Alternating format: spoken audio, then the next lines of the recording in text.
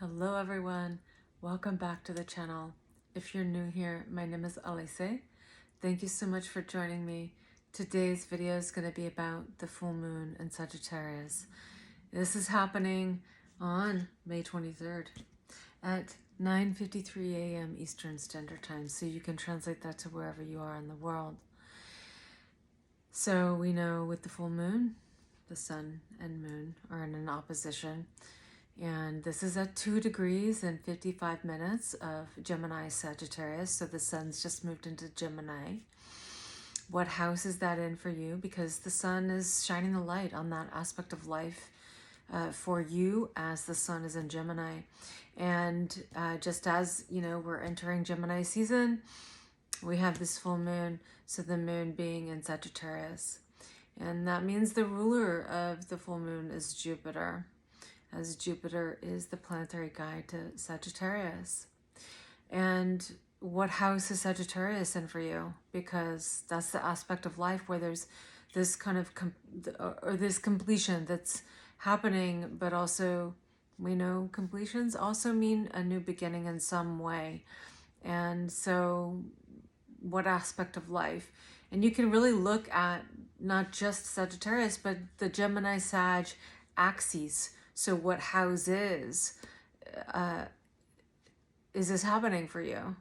Because they're naturally going to reflect each other, right? So as we have a full moon in Sagittarius, this is going to reflect in that aspect of life, whatever house it's in, then it's reflecting back to that sun in Gemini, right? So, and that's going to flavor your experience through this transit of the sun in Gemini in 2024.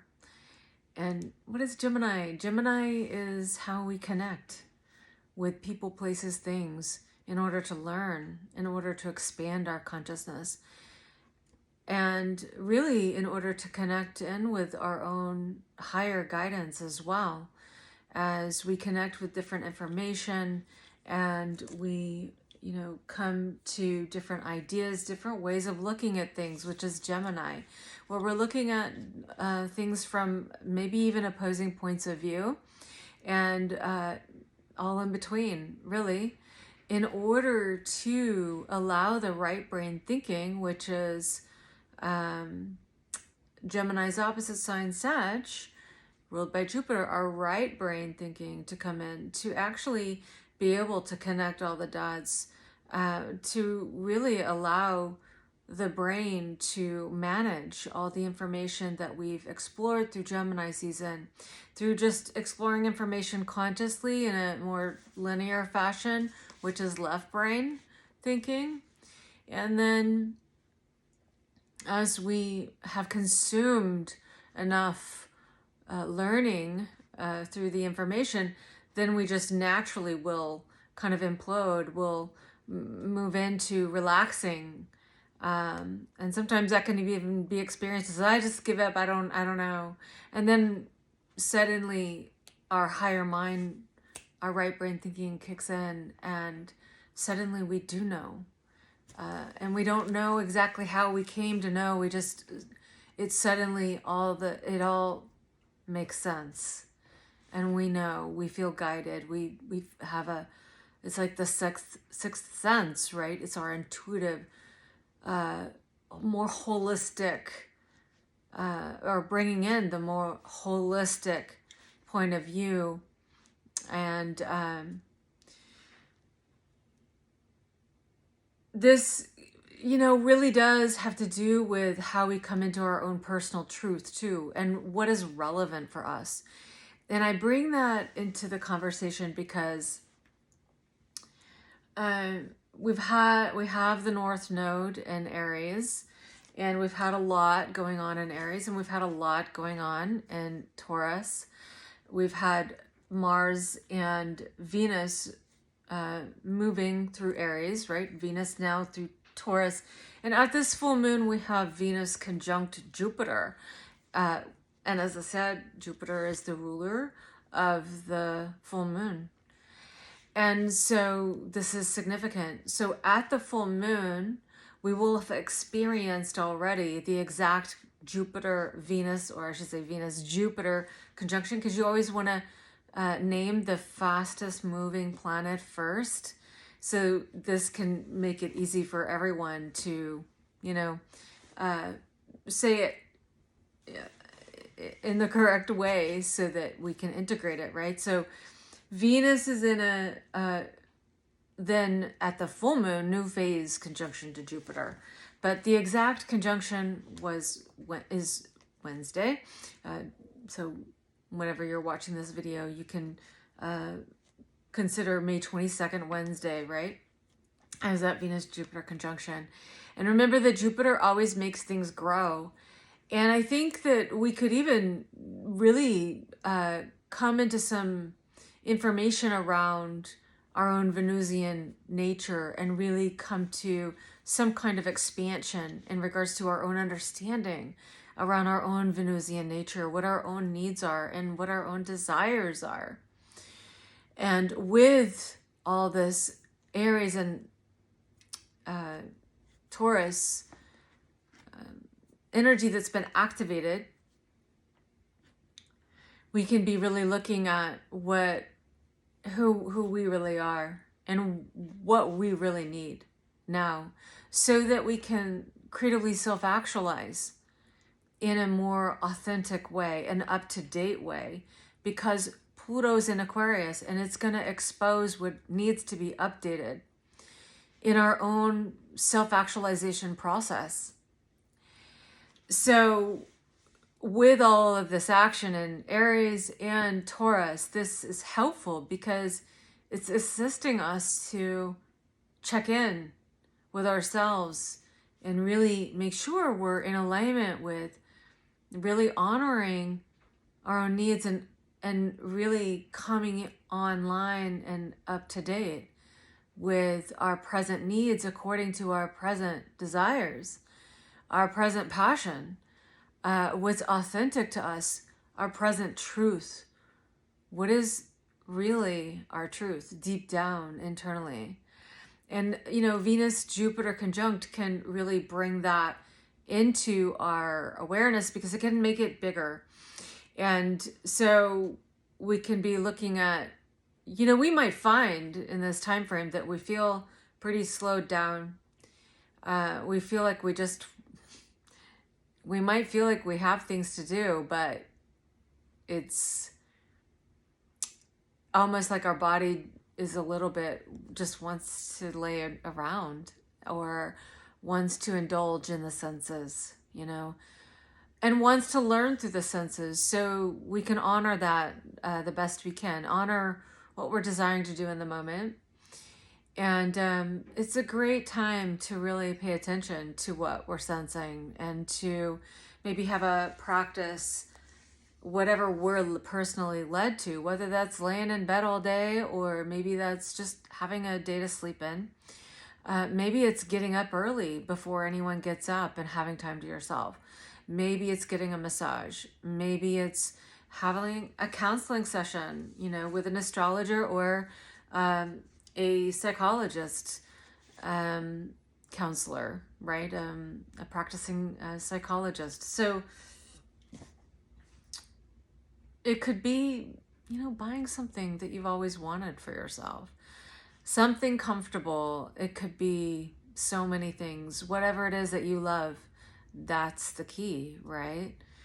And that's going to assist you to then really tune in to what you could be learning through this conjunction with that Venus Jupiter, because it's at the last degree, which is called the anaretic degree of Taurus.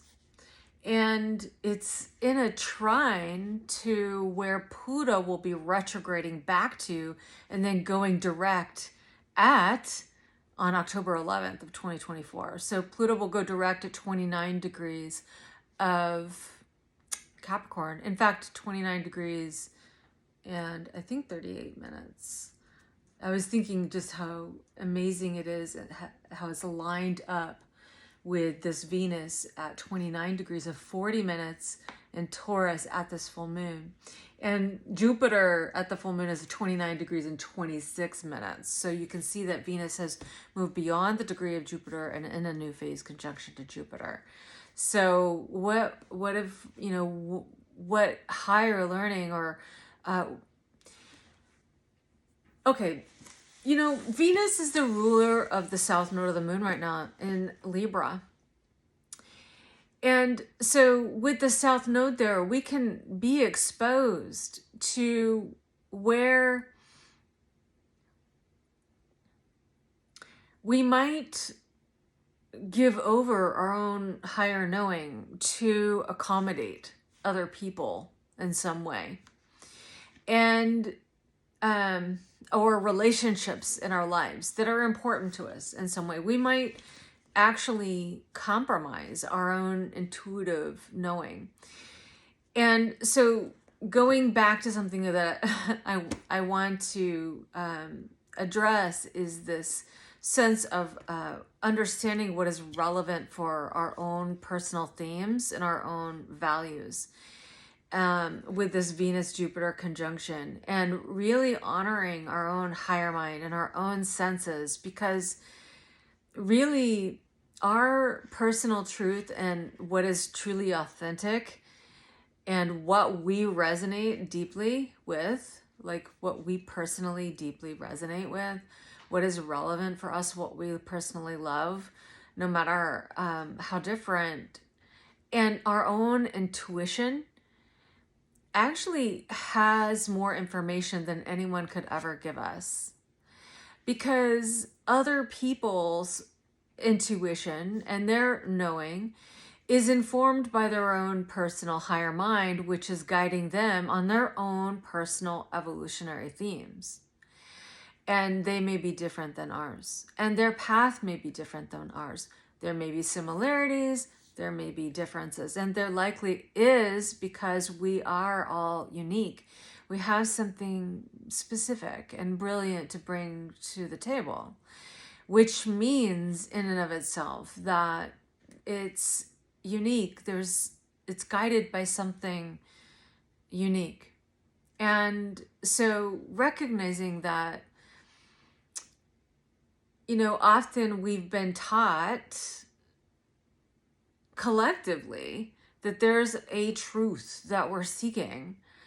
And while there may be fundamental principles that we've agreed to in being in 3D reality, there's many pathways. So it's ultimately all supportive of a much bigger, timeless truth, of something much bigger than us, right? But we are a part of, but we are also guided by, right?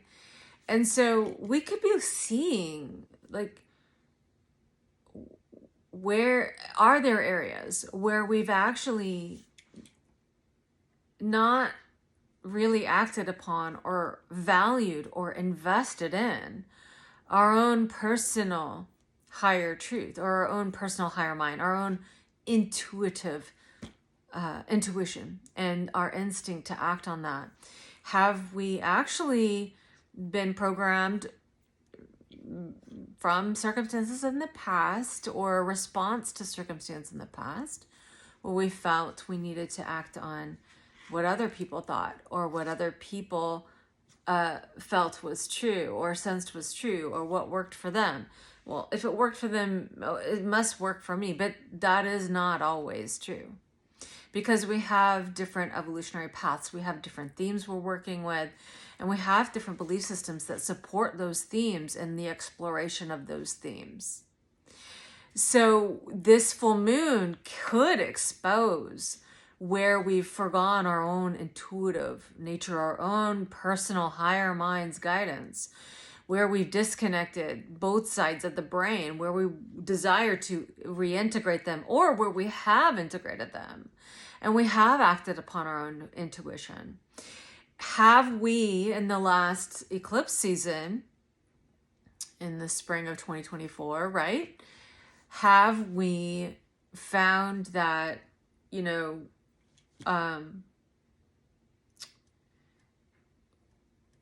we weren't we we weren't acting upon our own instinct, what we were sensing in our body, even what we were sensing in our gut, what we were sensing.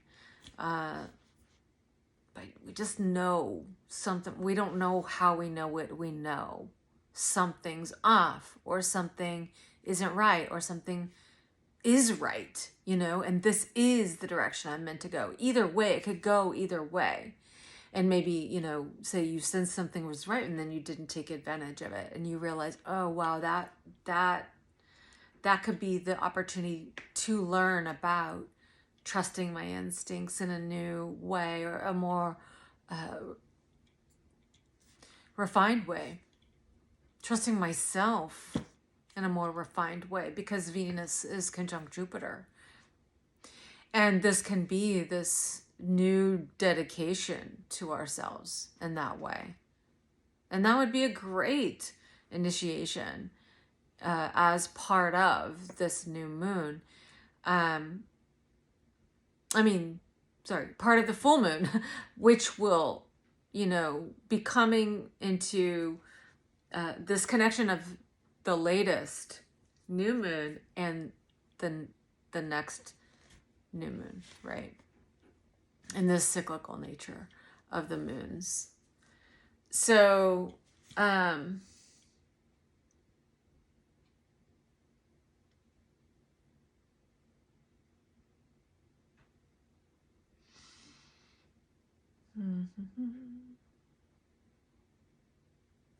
this, Venus-Jupiter conjunction 2 is within a trine to Pluto retrograde.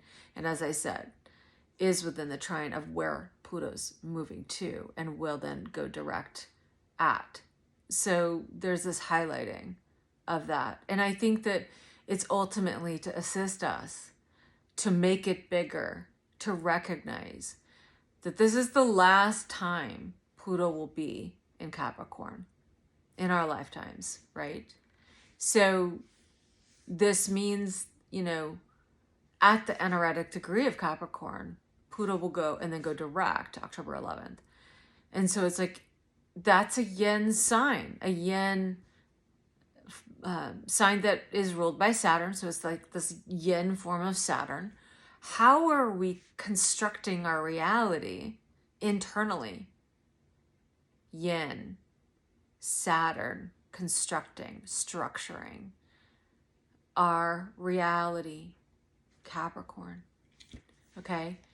Internally. And how do we do that? We do that on the beliefs that we subscribe to, based on the ideas that we subscribe to, that we are attracted to and not attracted to, and how they serve us, right?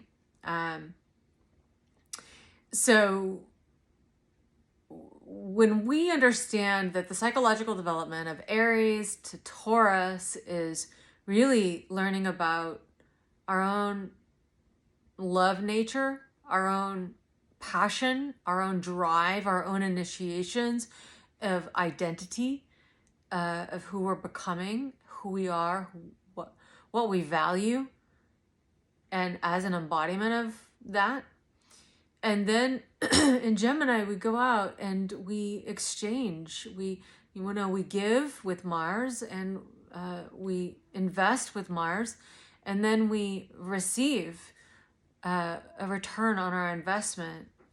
We know what we desire too, more and more. It's more refined as we act on what our instincts tell us we're passionate about, right? What we're just naturally attracted to. And so we can look at, Mars and Venus and that Aries Taurus is that cultivation of just our own instinctual nature to evolve, our own love nature and passion. And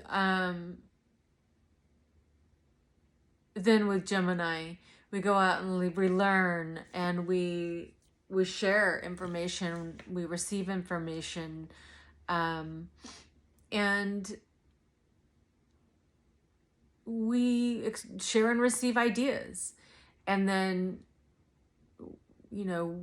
we connect we connect with people, places, things, and we expand our own understanding and our own philosophy of life, which is, as I said, then this opposite sign to Gemini, which is Sagittarius. And so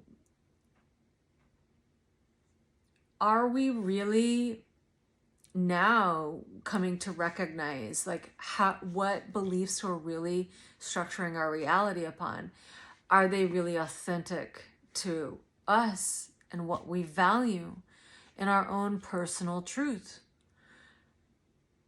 This is important right now, particularly because then Pluto in October will go direct in eclipse season, and then we'll head towards Aquarius for good, and then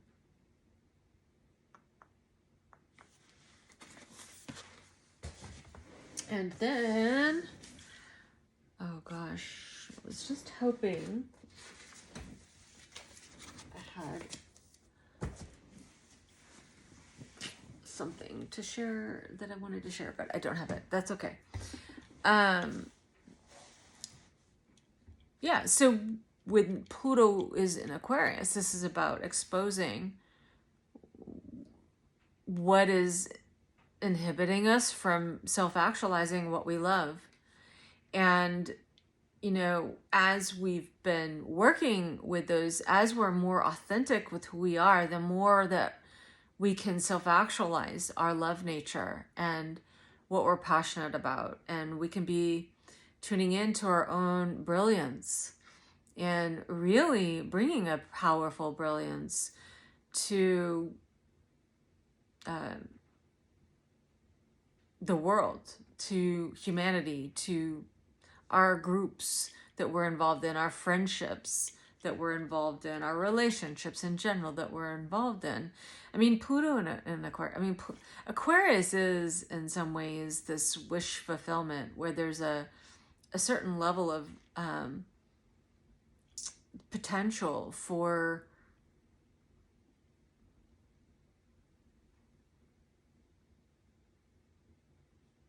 I think the reason I say wish fulfillment is because Leo and Aquarius is about self-actualizing our light and contributing our light. And I think that that's what we all desire to do. And we desire it to be received with Aquarius.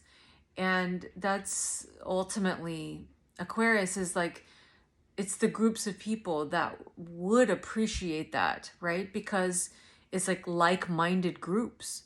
So those that are of like mind that would appreciate that contribution of light, that actually, benefit from that contribution of light in the world.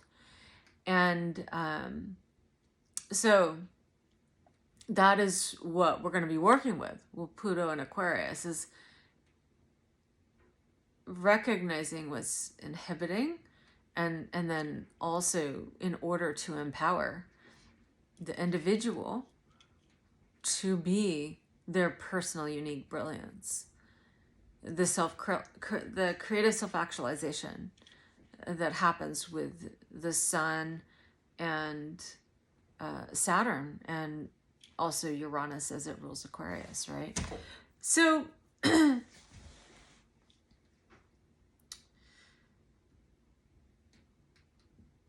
Neptune is at the 29th degree of Pisces, and it's there for a while.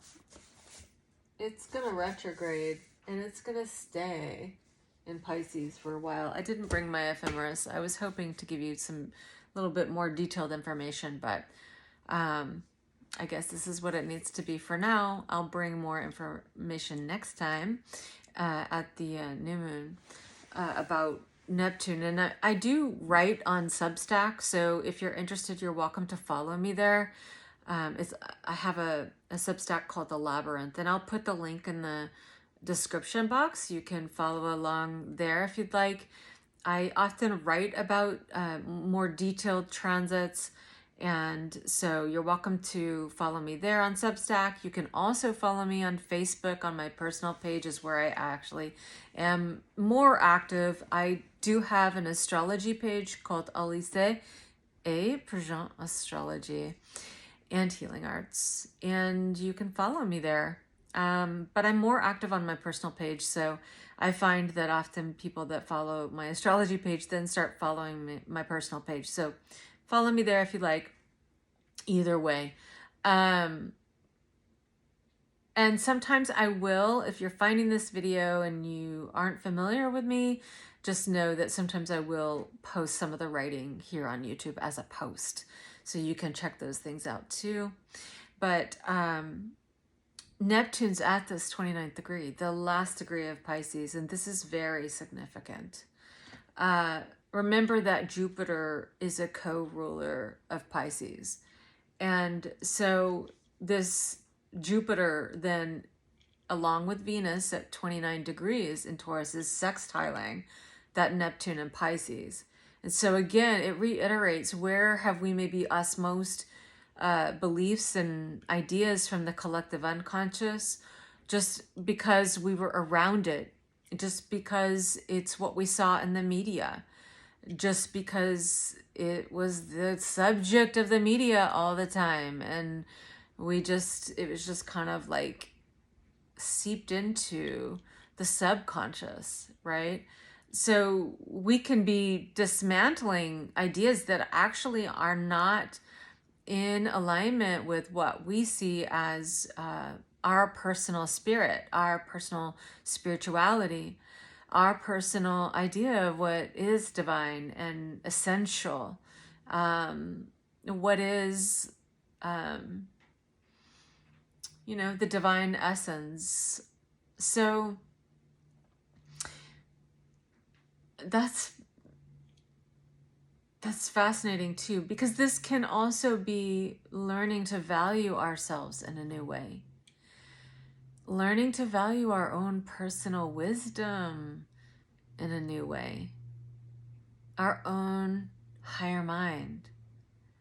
Understanding that we have a personal, very unique perspective that carries with it wisdom that nobody else could ever know, that nobody else could come up with, because of our own experiences, of what we are around, what we've been contemplating in our life, what we were exposed to, right? The ideas, the thoughts, the beliefs, the spiritual practices, whatever cultures we've been around, how that has influenced our philosophical view of the world, our own philosophy of life, and our own intuition. So with the South Node, remember, we can be looking at, have we actually not listened to our own intuition? And how can we begin to listen to it more? And remembering that the quickest way to access that is through our own senses, our personal senses, and how our body responds to even just different information, and how our body responds to different deliveries of information as well. We could be contemplating that because the sun is in Gemini, and this is about, interestingly, it is about, not only communication, but communicating in a creative way, communicating in a way that it can be heard. Because this brings in the Venus piece. Venus is about the anatomy of hearing, and hearing, sensing with Libra, hearing what another person is saying, sensing what another person is saying. And so we can recognize that there's certain ways that people deliver information that we're more receptive to, and also recognizing that that's where we want to connect. Those are the relationships and relating that we can connect with and learn from the most, right? So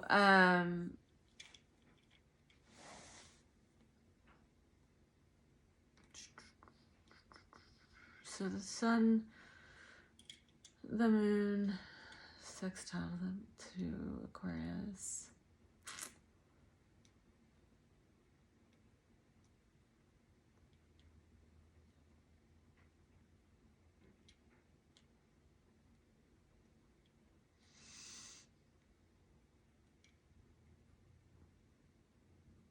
So the importance right now, I definitely want to say about this Neptune at 29, the importance of really honoring what you sense, your own intuitive nature, and recognizing that you can be really respectful of somebody else's view on things, but at the end of the day, it always has to be, your life needs to be directed from your own relationship to source, your own relationship to yourself and your intuition, your higher mind.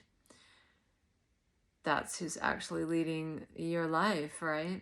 So honoring that, trusting that, listening to the senses as a gateway into the direction of your higher mind, right?